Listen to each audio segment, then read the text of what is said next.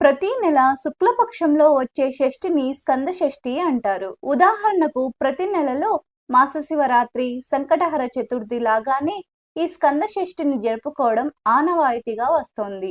శుక్లపక్షంలో వచ్చే షష్ఠి తిథి నాడు మంగళవారం కలిసి ఉంటే సుబ్రహ్మణ్య స్వామికి విశేషంగా పూజలు చేస్తారు. భాద్రపద మాసంలో వచ్చే వినాయక చవితికి 2 రోజుల తర్వాత స్కంద షష్ఠి వస్తుంది. కావున వినాయకుడి నవరాత్రులలో అతని సోదరుడైన సుబ్రహ్మణ్య స్వామిని పూజించడం గొప్పగా భావిస్తారు. కుమారస్వామిని స్కందషష్ఠి రోజు పూజించడం వల్ల తీవ్రమైన కష్టాలు తొలగి సంతాన సౌభాగ్య ప్రాప్తి కలుగుతుందని భక్తులు విశ్వసిస్తారు.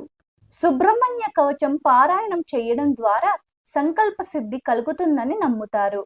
ఎలాంటి స్పర్శ దోషాలైనా హరించుకుపోతాయని పండితులు చెబుతున్నారు. చర్మ సంబంధిత వ్యాధుల నుంచి రక్షణ పొందేందుకు సుబ్రహ్మణ్య ఆరాధన చేయడం శ్రేయస్కరం అని పురాణాలు చెబుతున్నాయి. చేపట్టిన పనులలో ఆటంకాలు అధిగమించడం, కార్యజయం సిద్ధించేందుకు స్కందమూర్తిని పూజించడం ఉత్తమం. ఈ స్కంద షష్ఠి రోజు సుబ్రహ్మణ్య స్వామి చిత్రపటాన్ని ఉంచి స్వామికి షోడశోపచార పూజలు నిర్వహించాలి. ఈ పూజ చేసే రోజు ఉపవాస దీక్ష తప్పనిసరి. స్కంద పురాణం చదవడం వల్ల మానసిక ప్రశాంతత కలుగుతుంది. ఈ స్కంద షష్ఠిని ఏడాది పాటు చేయవచ్చు. శక్తి స్తోమత లేని వారు 3, 5, 7, 9, 11 నెలల్లో కూడా చేయవచ్చు.